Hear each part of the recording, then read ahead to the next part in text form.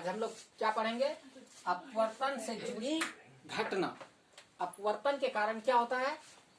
अलग अलग तरह की घटनाएं हमें प्रकृति में देखने को मिलती है कि जब हम लोग क्या करते हैं, अभी देखो क्या बोला गया कि पानी से भरी बाल्टी की गहराई का कम प्रतीत होना, कि यदि हम लोग किसी बाल्टी में बकेट में क्या डाल देते हैं, पानी डाल देते हैं, तो बाल्टी का पेंदी क्या दिखता है, हमें थोड़ा ऊपर दिखता है, यानी वो अपने वास्तविक गहराई से उसकी गहराई क्या हो जाती है, थोड़ी कम हो जाती है।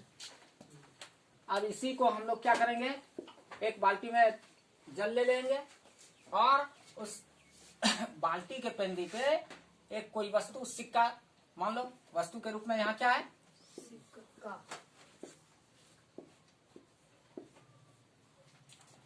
डाल दिए। अब क्या हो रहा है कि बाल्टी में हमने क्या लिया है, जल, और इधर हम लोग बाहर से देखेंगे तो पेंदी कैसा दिखाई देगा, अपने स्थान से ऊपर दिखाई देगा ना। ये वास्तव में बाल्टी का पेंदी कहाँ है, यहाँ नीचे इस गहराई पर है। इसकी वास्तविक गहराई, अभी बाल्टी की वास्तविक गहराई कितनी है, इतनी। लेकिन जब हम इसमें जल डाल देंगे और हम लोग बाहर से बाल्टी के पेंदी को देखेंगे या बाल्टी के पेंदी पर रखे हुए सिक्के को देखेंगे, तो हमें लगेगा कि पेंदी और बाल्टी का पेंदी और सिक्का थोड़ा क्या आ गया है, ऊपर आ गया है। वो अपनी वास्तविक गहराई से काल्पनिक गहराई पर दिखने लगता है। तो उसका कारण क्या है कि सिक्के के ऊपर से प्रकाश की किरण जब हमारे जल के सतह पर पहुंचती है, तो यानी जल कौन सा माध्यम हो गया, सघन। और हम लोग देख कहाँ से रहे हैं, किस माध्यम में, हमारा आंख कहाँ है, विरल माध्यम ना। और इसको विरल क्यों लिखे कि जल सघन माध्यम है और जल के सापेक्ष हवा क्या है, विरल माध्यम। तो अब जब प्रकाश की किरण कहाँ से, जल से हवा में आ रही है, यानी सघन माध्यम से, किस माध्यम से, सघन माध्यम से किधर आ रही है, विरल माध्यम में ना। तो जब प्रकाश की किरण सघन माध्यम से विरल माध्यम में जाती है तो अभिलंब से क्या होती है, अभिलंब से दूर हट जाती है ना। पढ़े ना, नियम पढ़े कि जब प्रकाश की किरण सघन माध्यम से विरल माध्यम में जाती है तो अभिलंब से दूर हट जाती है। अभी देखो, यदि हम लोग यहाँ पर क्या करें, अभिलंब डाल दें, अभिलंब डालेंगे तो देख रहे हैं कि ना कि प्रकाश की किरण सघन माध्यम से विरल माध्यम में जाने के स्थिति में वो अपने यानी आपतित किरण, अपवर्तित किरण और आपतन बिंदु पर डाला गया अभिलंब, और वह अपने अभिलंब से अपवर्तित किरण क्या हो गई है, दूर हट गई है ना। नहीं तो यदि ये दूर नहीं हटती, अपवर्तन की घटना नहीं करती, तो किस दिशा में जाती, इस दिशा में जाती। लेकिन अभी प्रकाश की अपवर्तित किरण किस दिशा में गई है, इस दिशा में, तो इसका प्रतिबिंब तो प्राप्त होगा नहीं ना, वास्तविक प्रतिबिंब प्राप्त नहीं होगा, क्योंकि ये किरणें फैलती जा रही हैं। अब हम क्या करते हैं कि इन किरणों को, दोनों अपवर्तित किरणों को पीछे की ओर जब बढ़ाते हैं तो हमें वास्तविक सिक्के का काल्पनिक सिक्का इस स्थान पर दिखता है कि ये दोनों प्रकाश की किरणें, अपवर्तित प्रकाश की किरणें पीछे की ओर बढ़ने पर इस स्थान पर आकर के मिल रही हैं। तो हमें वास्तविक सिक्के का आभासी सिक्का कहाँ दिख रहा है, इस स्थान पर दिख रहा है। तो अब देखो, इस पहले बाल्टी की गहराई कितनी थी, यहाँ से यहाँ तक थी ना। अब बाल्टी की गहराई कितनी दिख रही है, यहाँ से यहीं तक, क्योंकि सिक्के का प्रतिबिंब अपवर्तन की घटना के कारण पेंदी से कितना ऊपर, इतना ऊपर बन रहा है। अब पेंदी ही हमको कहाँ दिख रहा है, यहाँ। तो ये हमारी कौन सी गहराई हो गई, आभासी गहराई। और जो बाल्टी का पेंदी जिस स्थान पर वास्तव में था वो क्या थी, कौन सी गहराई थी, वास्तविक गहराई। इस गहराई को क्या बोल देंगे, वास्तविक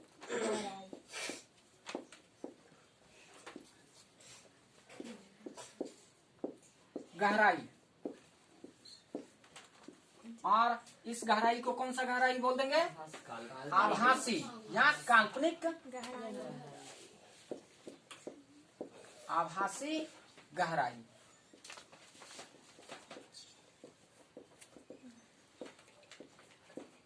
अब देख, चित्र से हमको पता चल गया कि पानी से भरी बाल्टी की गहराई क्या होती है, कम प्रतीत होती है। वास्तविक गहराई क्या थी, अधिक ना, और काल्पनिक गहराई क्या थी, कम, या आभासी गहराई कम। समझ गए? चलिए अब आगे की बात करते हैं।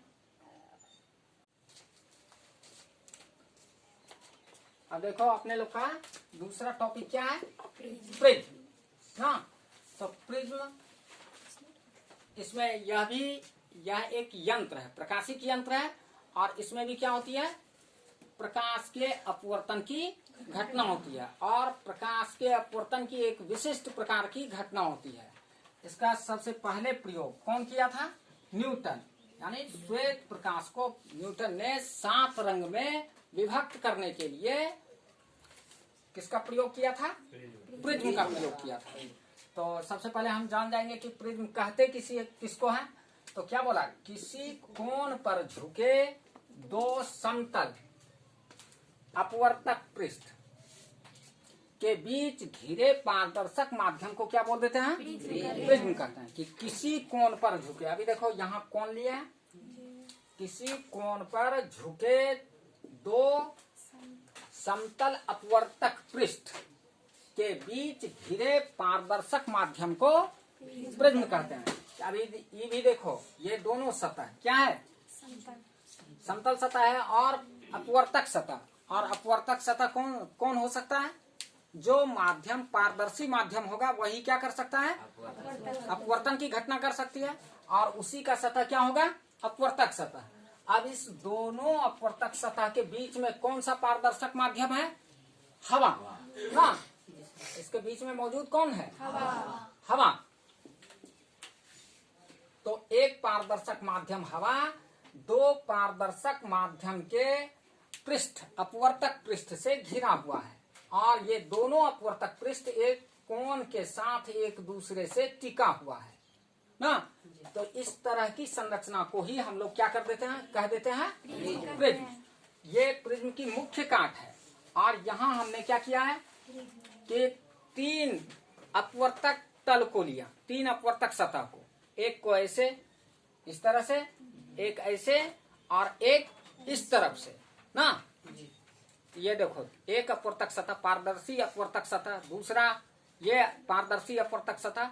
अब इस दोनों को सटा दिया, ठीक है। और इस दोनों को सटाने के बाद फिर एक तीसरा अपवर्तक सतह कहाँ से सटाया, नीचे से। तो नीचे वाला तल जो होता है, अब अपवर्तक सतह, ये अपवर्तन की घटना में भाग नहीं लेता है। ये दोनों इस तरफ और इस तरफ के अपवर्तक सतह क्या करते हैं, प्रिज्म में अपवर्तन की घटना में भाग लेते हैं। और इस तरह हम लोग क्या कहने लगते हैं कि जब 2 अपवर्तक पृष्ठ, परावर्तक अपवर्तक पारदर्शी पृष्ठ एक निश्चित कोण पर झुके हों और अपने बीच किसी पारदर्शी माध्यम को क्या करके रखे हो, घेर करके रखे हो, तो वैसी प्रकाशिक संरचना, यानी वैसा प्रकाशीय यंत्र क्या कहलाने लगता है, प्रिज्म कहलाने लगता है। ठीक है, आगे की बात दूसरे क्लास में करेंगे।